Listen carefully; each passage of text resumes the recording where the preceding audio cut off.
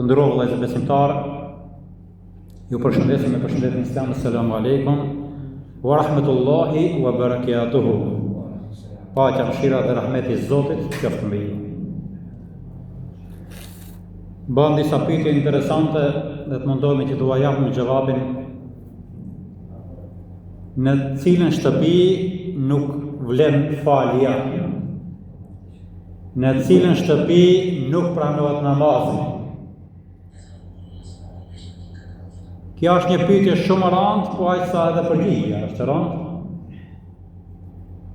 Mos të ta pranoj Zoti namazin, kjo do të thotë se diçka me ty nuk shkon.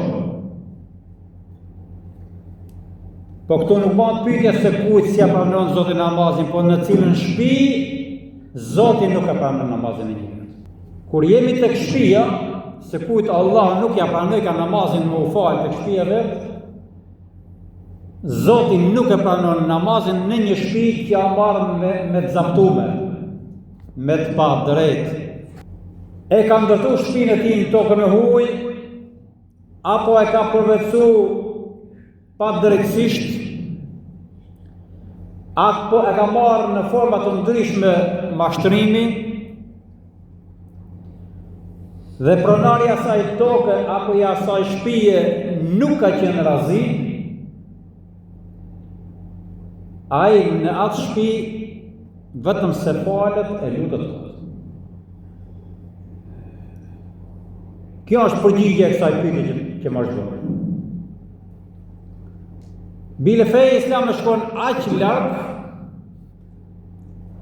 sa që nesër e bëjmë asnjë, edhe unë si hoqën e kam thonë e herë, kur na ka zënë namazit dikun, e kemi shtruar një sejada e një farë. Me kap holl dhe ke toke e tjetër duhet marrësh razillëkun e pronarit asaj toke. Pas kemi pas këmbë gjëre. Jo më shqip. Jo të ndërtosh shtëpinë tënde në truallin e dikujt, apo e ke gjithë shtëpinë e gatshme dhe e ke zaptuar me një lloj shejtanish e mashtrimësh, zotrujna, namazi në atë shtëpi nuk pranohet. Se i cili që e ka një diçka të tillë duhet me patjetër me shku me kërku halallakun, me i marrë azillakun atij tjetër, pronarit të saktë dhe të vërtet, pse jo edhe me ju përgjigj në atë çka i kërkon në lidhje me atë pronë apo me atë trut. Çfarë i humbet njeriu para vdekjes? E para që humbën njeriu kur ndron jetë është emri i tij. I humbët emri. Xhenaza e tij falet në filan orë. Ngushëllimet për këtë xhenazë, për këtë vdekur, presin njerëzit këtë orë, deri këtë orë, në këtë ditë apo në këtë ditë. I kputët morta xhenazës në filan orë, në filan ditë. Pra nga filan dhe fistëk, nga Hasan dhe Husejn, kthehet në emrin, merr një emër të përgjithshëm që quhet xhenazë. Aja është la xhenazë? Aja ka la kush xhenazë? Aja ka fal kush xhenazë? A u varros? Pra e merr emrin xhenazë. Se i cili për ne do të bëna, apo Allahu na fatimanin inshallah. E të mundohemi me mishë me shpirt me punu për atë ditë. Dhe sa dhe emrin e uhupka, së në zënë më kush emrin dhe goj, ajo që ka është interesi i njeriut, është vetëm a është pregatit për atë ditë. A është pregatit për atë jetë. A është ba gati për në varë. A është i gatshëm me i përgjigjë sualit varët. A është i gatshëm me i përgjigjë llogarisë për para të ballit të Zotit. A mendon se mund të kaloj lehtë inshallah orën e Siratit? A mendon se veprat e tij do të peshojnë më rënda, do të mirë se sa të këqijat në mizan? Këtë llogari do të më bën njeriu pra aq kohë sa është këtë dunjë. Se kjo është e shkurtë, o kalimtare, jeta e pasos më atje, do të më mundu, sepse pra në hub ka edhe emri që kemi pas humbët me njëherë, sa për njeriu, ja jep amanetin që është shpirti të madhët Zotë Gjelle Shanzua Gjelle. Aleikum selam. Vjen në rend një pyetje tjetër, po aq interesante, a lejo të jep sadaka nga pasuria haram? Jo. Kur far sadakaje nuk jepet me pasuri haram. Apo thonë ndryshe, asnjë lloj shpërblimi nuk ka ai njeri që jep sadaka dhe parja e tij është haram. Sadaka quhet edhe në familje dhe çdo gjë që shpenzojmë për familjen tonë, sadaka. Edhe atë kilogram molla apo domate apo atë shalkin që e blej meqë të shtëpia, ajo sadaka dhe për antarët e familjes shkruhet te Allahu sadaka. Po nëse ti e çon me haram, i rritën edhe me haram edhe fëmijët tu. Mos flasim më nëse mundosh me parë pa dirë se me haram llok, mundosh për të dukë me shumë dhënë sadaka. Pra, përgjigjja është që ajo dhe sadakaje nuk vlet, nuk ka shpërblim ai njeri. A ka diçka që ndalon melekun e vdekjes? S'ka gjë që ndalon melekun e vdekjes. Me ba dua njeriu për mirë, e baba e nana me ba dua për mirë, Allah e pranon. Edhe lidhjet farefisnore me kriju marrëdhënie të mira. Edhe këto domethënë e shtojnë jetën, po e shtojnë në formë domethënë që e shikon jetën e vetë të këtu. Pse i hap syt i vdekurit kur ndron jetë? Shumë gjenazë keni pa dhe ju, unë mund të kem pa ma shumë sepse jemi të marrë në atëm. Shpesherë do të thënë jam mbyllën syt të vdekurit sepse ngel me sy hapur. Pse? Pyetja për pse vallë? Janë dy arsye kryesore. Ka shumë, po dy janë kryesore. E para që është njeriu ndjek shpirtin e vet. Në moment që del prej trupit, direkt e shikon domosdoshmë shpirtin duke dalë dhe duke fluturuar në qiell. Dhe ngel vdes në atë moment dhe më thonë ngel në sy hapur. Pra syri i hapur shoqëron shpirtin. A më në shikojmë në tokë? Vetëm ai që të ndroi jetën e shikon shpirtin e vet duke dalë. Kretë pranishmit kemi, familjar, gjakët, alukat, kemi duke rrujt një të smurë, a i ndron jetë në atë moment, asë njëri nuk e shikon se si doli shpirti për trupit ati, ka heti një shërbetimi more fare, nuk shikohet shpirti. I vdekmi e shikohet ka shpirtin e vetë. Dhe sytë ngelin në hapër, ngelin, dhe më thonë nga kjo arsye që syri i njeriut ndjek shpirtin e ti duke unë gjithë në syri. Janë dhe shumë faktorë tjerë, mazëlla me pas edhe probleme, shkon si hapë, si ka ndë një fëmi, s'ka pas mundësi me ju gjenë të pranë një fëmi. Dhe me në shumë faktorë që mund shkoj si hapë njeriu, por kjo është ndër më kryesorët. Cila është nata me gjatë për njeriu? Në këtë dunja, nata gjatë është nata në shtatin e spitalit. Mos qoftë zoti kanë po dhe qoftë, njërës jemi, edhe mund të shkojmë atje. Nata më e gjatë është nata e një njeriu që dërgjën në shtatin e spitalit. Zoti u aletësoft, ja Rabbil Alamin. Gjithë smurëve tane, Allah ju shëroftoj madhi Allah.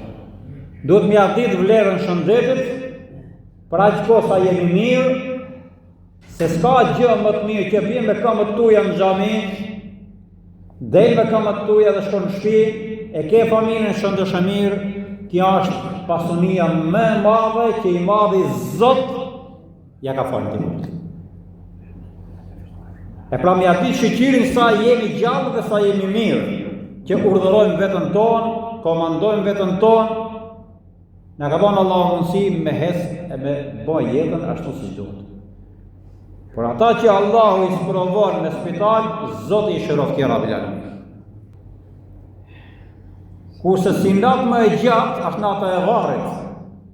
Akoma më e gjatë se nata e një të shtruar i spital. Nata e varrit është shumë e gjatë. Shumë e fortë. Shumë e frikshme. Zotin e lesoft, në largoft frikën e na pa për besimtarë, ja Rabbil Alamin. Sepse besimtarët nuk ndjen frikë, edhe në agonin e vdekjes, edhe në natën e vallet. Nëse i ka punë të mirë me Allah, raport të mirë me të madhin Zot, ka punu pra në dunja, si që tha. Për cilin njeri lutet Allahu për të. Kjo pyetje nuk është formuluar tamam në formën e duhur. Ne i lutemi Allahut. Dhul Jalal. Për çdo gjë, insani i lutet madhët Allah. Pa i sta ku lutet, vetëm i lut vetes. Mund ta formulojmë këtë pyetje në një formë tjetër, këtë do Allahu Dhul Jalal më shumë. E Allahu Dhul Jalal më shumë dashka një njeri që e ka sprovu dhe i ka ban sabër sprovës që Allahu Dhul Jalal e ka caktu për ta. Njeriu e sprovuar, Allahu Dhul Jalal e don pa hesab. Zoti mos na sprovoft, po më na sprovu Allah na bë për durimtarëve, ja Rabbil Alamin. Sepse shumë herë kemi thënë që Allah thotë Kur'an Bismillahirrahmanirrahim, Inna Allah ma sabrin, Allahu Jalal është me durimtarët, është me sabrin. Cili veprimi njeriu të bëhet sebeb për faljen e mëkateve të mëdha. Edhe kjo pyetje është interesante. Cila vepër njeriu të bëhet sebeb, do të thonë, për të falë mëkatet të mëdha atij personi. Falja e mëkateve me marrë një këndvështrim, ka dy lloj mëkatësh që njeriu i bën jetën e kësaj dunjaje. Mëkatet të vogla dhe mëkatet të mëdha.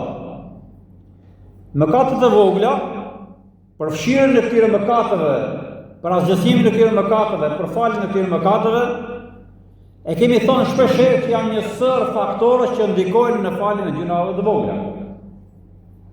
Kush agjeron ditën e Arafatit, kush agjeron ditën e Ashurës, namazet që neve i falim, çdo të spih, dhikr që bëjmë, çdo dua që lutim Allah të plot, fal mëkatet e vogla të njerit.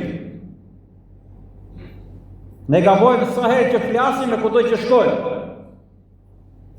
Por Allah fal mëshirës së tij të pakufishme dhe të palimit, ka kriju dhe rrethana dhe mundësira që njeriu të mjafal të gjërat e vogla, duke ditë i madh i Zot që vetë ka kriju njeriu se do të jetë përgabimtar. Edhe me dash mos me pagabim, neve jemi të predispozuar për të pagabim. Namazi, sadakaja, zekjati, haxhëllëku, agjërimet, çlin mëkatet e vogla të njerit. Dësa pyetjet që u bën shka, kush çlin mëkatin e madh? Aty janë pyetje, aty janë problemi. Se mëkatin e madh nuk e çlin as sadakaja, nuk e çlin as ibadeti, nuk e çlin as gjë. Përveç një. Përveç istighfarit. Istighfari, pendimi shqip, po i themi ne, me zemër dhe me shpirt, duke të qarë zemra dhe shpirti yt për atë që ke bërë, dhe duke mos ju referu edhe një herë të njëjtit mëkat. Pendimi sinqert që në gjuhën e shariatit neve i themi tawbatan nasuha, pendimi sinqert. Dhe mund ta shprehim në gjuhën arabe astaghfirullah al-azim wa atubu ilayh. Ose vetëm astaghfirullah, astaghfirullah, sa më shumë, sa më tepër, me të shtëpi, apo me gishta, apo dhe pa numërim. Kjo është vetmja fjalë, e vetmja shprehje, e vetmja mënyrë për asgjësimin e mëkateve të mëdha që mund t'i bëjë njeriu. Edhe me kërku halallëk, nëse mëkati jot është në raport me krijesën dhe jo me krijuesin. Për mëkatën ndaj krijuesit nevojitet vetëm ky istighfar. Ndërsa për mëkatën ndaj krijesës, përpara se të vinë tek istighfari, një herë do t'i marrësh halallëkun, atij që ti e ke dëmtu apo ke hinë gjunah me të. Pa ta bën halal ai, sa bën i madh i Zot. Pastaj pas halallëkun që e ka miratu halallëkun ai, ta ka bë halal ai, atëherë do më njëherë bësh istighfar që të falë edhe i madhi Zot. Cili është gjykimi i atij që shkon në hax me pasuri haram? Një pyetje më përpara ishte sadaka, me pasuri haram. Kurse kjo na vjen në një formë tjetër, me shku në haxhillëk me para haram. Njeriu kur shkon në hax, ato që u prin haxhilerëve, Hoxhallah që i caktojnë për me shku me u prin haxhilerëve, u akujtojnë haxhive këtë shprehje që çdo haxhi e thot, e ndjekën hoxhën pas, Labbaik Allahumma labbaik, labbaik la sharika lak labbaik, innal hamda wa ni'mata laka wal mulk la sharika lak. Pjesa e parë kësa është Labbaik Allahumma labbaik. Shqip të përgjigjem o Zot, të përgjigjem. Pra Allah na ka thirrë neve me shku në hax, dhe ne i themi Allah, ja o i madh Zot, jemi duke të përgjigj. Jemi duke ju përgjigj thirrjes sonde. Labbaik Allahumma labbaik. I themi Zotit, po Zot, ti na thirrë, ne jemi duke të përgjigj. Por ai njeri që shkon me pasuri haram në hax, edhe i kthehet Zotit gjatë gjithë rrugës duke thonë Labbaik Allahumma labbaik, labbaik la sharika lak labbaik, innal hamda wan ni'mata laka wal mulk la sharika lak. Allahu si ja kthen ti? La labbaik wa la saddaik. Hajjatuka al-yawm marfudun alayk. Nuk ka përgjigje që mund të përgjigjesh me haram. Nuk mund të përgjigjesh mua ti me haram. Nuk ta pranoj këtë përgjigje të thirrjes time. Nuk ka hax për ty. Nuk të pranohet haxhi ti që ke ardhur më përgjigj mua me para haram. Pra Allah thotë të është refuzuar haxhillëku jot, nuk të është pranuar haxhillëku jot, dhe kjo rrugë që ti ke marrë është vetëm se kohë. Zoti na ruaj nga harami, ja Rabbul Alamin. Ka që i rëndë është harami, edhe me ushqi fëmijët me haram, edhe me ushqi vetën me haram, edhe me ushqi familjen me haram, edhe me kry rituale fetare me haram. Çdo gjë peshon për keq dhe çdo gjë meriton dëshkimin e të madhit Zot, jo që nuk pranohet. Le që nuk pranohet, pra ama edhe meriton edhe dëshkimin e Allahut. Zoti na fal ja Rabbul Alamin dhe Allahu na ruaj nga harami. Çfarë shikon njeriu përpara vdekjes? Njeriu para vdekjes shikon vetëm Melekul Maut. Melekun e vdekjes. Allahu Xhelal ja mëson njeriu para vdekjes shikoj vetëm Melekun e vdekjes, Melekul Maut. Ky melek që neve njohëm me emrin Azrail,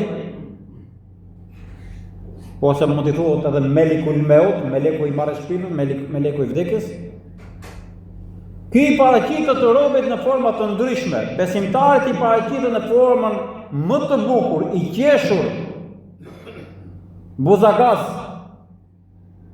që vetëm kur e shikon melekun e vdekjes e kupton njeriu që çka për xhenetlive.